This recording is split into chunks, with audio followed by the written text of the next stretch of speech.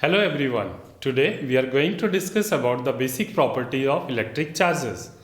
We have seen that there are two types of the charges, positive and negative, and their effect tends to cancel each other. If the size of the charge bodies are very small as compared to the distance between them, we treat them as a point charge. All the charge content of the body is assumed to be concentrated at one point in the space.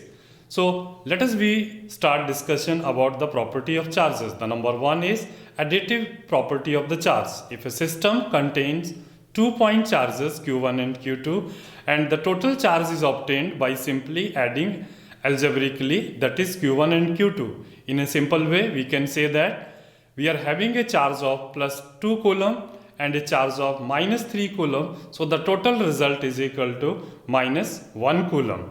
So charge is just like a mass, it is also a scalar quantity. However, there is one difference between mass and charge. Mass of a body is always positive, where the charge can either be positive or negative. Proper sign has to be used while adding the charges in the system. So let us continue with the quantization of charge. In quantization, experimentally, it is found that all the free charges are integral multiple of a basic unit of the charge, which is denoted by E. That is, Q is equal to plus minus n E. So where n is the integer having positive or negative value. This basic unit of charge that an electron or the proton carries. By convention, the charge on an electron is taken to be negative.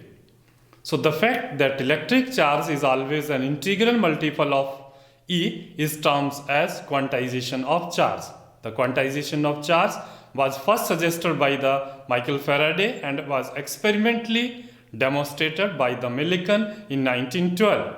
The unit of the charge is coulomb. In terms of the definition, 1 coulomb is the charge flowing through a wire when 1 ampere current is in the system, and the basic unit of the charge is coulomb. So charge on the electron having its particular value 1.602 into 10 raised to the power minus 19 coulomb. From here we can also calculate how many number of electrons are present in 1 coulomb of charge. Thus the charge on any body is always an integral multiple of E and always increased in a step of E.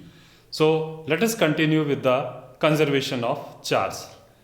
The law of conservation of electric charge states that for an isolated system, the net electric charge always remains constant.